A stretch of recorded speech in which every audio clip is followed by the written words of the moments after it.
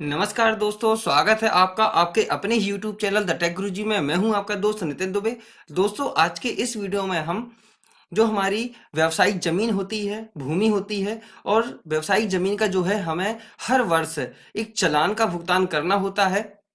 चालान की राशि हमारी भूमि के जो क्षेत्रफल है, जो एरिया है, उस पर डिपेंड करता है, और आपकी वो जो भूमि डाइवर्सन वाली रहती है उस पर डिपेंड करता है कि हमको उसका चालान कितना भुगतान करना है। दोस्तों, जो हमारी डाइवर्टेड भूमि रहती है, चाहे आपकी वहां पर दुकान हो या खेती हो, डाइवर्सन वाली जमीन है, या व्यावसायिक रूप से है जिसमें आपकी फैक्ट्री वगैरह है, तो ऐसी भूमि जो इसका डाइवर्सन है, तो डाइवर्टेड भूमि का जो है हर वर्ष एक चालान का भुगतान होता है। तो वो चालान का भुगतान जो है ऑनलाइन कैसे होता है, आज के इस वीडियो में आपको बताऊंगा। वीडियो में अंत तक बने रहिएगा। और यदि आप हमारे चैनल में नए विजिट हुए हैं तो ये देखिए, चैनल का सब्सक्राइब बटन बना हुआ है, चैनल को सब्सक्राइब करना है ताकि आगे आने वाली जानकारी जो है आपको लगातार ऐसी ही मिलती रहेंगी। ऐसी इंफॉर्मेशन आपको लगातार जो लाभ देने वाली है लगातार मिलती रहेंगी, और आप उन इंफॉर्मेशन का लाभ उठाते रहेंगे। तो चलिए बताते हैं कैसे डाइवर्टेड जमीन का जो है भूमि का हमको चालान ऑनलाइन पेड करना है। तो दोस्तों, इसके लिए देखिए, हम सबसे पहले अपने आयुक्त भू अभिलेख मध्य प्रदेश भू अभिलेख की ऑफिशियल वेबसाइट पर आ जाएंगे, तो जो इस प्रकार का जो है विंडो हमको दिखाई देगा। तो इसमें देखिए, हमें सबसे पहले क्या करना है, हमें अपने लॉगिन आईडी और पासवर्ड की सहायता से यहाँ पर लॉगिन होना है। दोस्तों, यदि आपके पास में लॉगिन आईडी पासवर्ड नहीं है तो लॉगिन आईडी पासवर्ड बनाने के लिए हमें देखिए सबसे पहले क्या करना है, ये जो बना हुआ है देखिए, रजिस्टर्ड एंड पब्लिक यूजर, इस पर हमें सिंपल से क्लिक कर देना है। और जैसे हम क्लिक कर देंगे तो यहाँ देखिए एक लॉगिन आईडी आप अपने हिसाब से बना लीजिए, जो भी आपको आपकी विश है, जो भी आपकी इच्छा है लॉगिन आईडी बनाने का।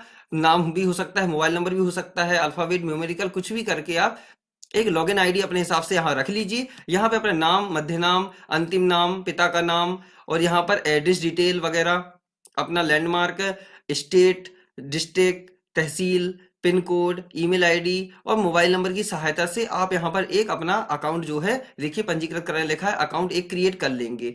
जैसे ही अब जब आपका अकाउंट क्रिएट हो जाएगा तो आपको एक लॉगिन आईडी और पासवर्ड जो आप बनाएंगे वो आपके मेल में या मैसेज में आ जाएगा।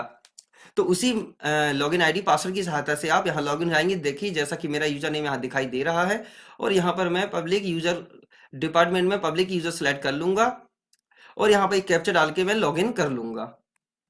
देखिए, जैसे ही हम अपनी आईडी पब्लिक यूजर से अपनी आईडी पासवर्ड को लॉगिन हो जाएंगे तो कुछ हमें इस प्रकार का इंटरफेस देखने को मिलता है। इसके बाद में दोस्तों, हम जो है डाइवर्टेड भूमि का, डाइवर्टेड जमीन का जो है, अब यहाँ से हम चालान पेड कर सकते हैं, क्योंकि एक हम यूजर हैं, हमारे पास में एक यूजर आईडी पासवर्ड है। अब दोस्तों, कहाँ से पेड होना है ये भी जान लीजिए। अब इसके लिए दोस्तों हमें सबसे पहले क्या करना है, ये देखिए बहुत सारे ऑप्शन हैं, आप कंफ्यूज ना हो। ये देखिए, भू राजस्व भुगतान, ये जो लिखा हुआ है इस पर हम सिंपल से क्लिक कर देंगे। इस प्रकार का विंडो हमें देखने को मिलेगा। यहाँ पर हमको अपने जिले का चयन करना है, जिस भी जिले का आपको भूमि है, जहाँ पे भी आपकी भूमि स्थित है, तो उस प्रकार से जिला, तहसील, और यहाँ पर गांव या शहर का चयन कर लें जहाँ पे भी आपकी जमीन है। तो इस प्रकार से हम डिस्ट्रिक्ट, तहसील और गांव का सेलेक्ट कर लेंगे, और यहाँ पर भूमि का जो है हम खसरा नंबर सेलेक्ट कर लेंगे, जिस खसरे का आपको जो है चालान पेड करना है। सॉरी, यहाँ पर हमें भूमि का प्रकार चुनना है कि आपकी कृषि भूमि है कि व्यवर्तित भूमि है। तो यहाँ पर जो है व्यवर्तित भूमि है, क्योंकि कृषि भूमि नहीं है। व्यवर्तित भूमि हमने कर ली है। इसके बाद हम यहाँ पर ये देखिए खाता चयन करें, तो यहाँ पर हम यहाँ पर जो है उस जमीन का जो खसरा नंबर है उस खसरे को हम यहाँ से सिलेक्ट कर लेंगे।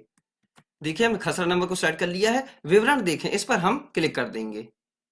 देखिए, जैसे ही हमने खसरा नंबर को सेलेक्ट किया, हमारे सामने कुछ इस प्रकार का विंडो ओपन हो जाएगा, जिसमें देखिए वर्ष लिखा है, खसरा नंबर लिखा है, व्यवर्तित क्षेत्रफल एरिया लिखा है, वहां का कितना एरिया है, उद्देश्य लिखा है, देखिए व्यवसायिक लिखा है, भू राजस्व का अमाउंट लिखा है यहाँ पर, पंचायत उपकार जो लिखा है वो भी अमाउंट लिखी है, साला कर, ब्याज शुल्क, सेवा शुल्क, सारी चीजें लिख के जो योग है वो ये देखिए यहाँ पर 3466 दिख रहा है। 2024-25 का 3466 रुपये 41 पैसा, 2023-24 का जो है 34 रुपये 66 रुपये 41 पैसा, 3466.41 पैसा, ये जो राशि लिखी है, कुल मिला के इसका ये मतलब है कि 2021-22 से इस भूमि का जो है डाइवर्सन जो चालान है, जो राशि है भू राजस्व की, वो अभी भुगतान नहीं की गई है। तो हमें इन्हीं सभी वर्षों का जो है भुगतान करना चाहते हैं।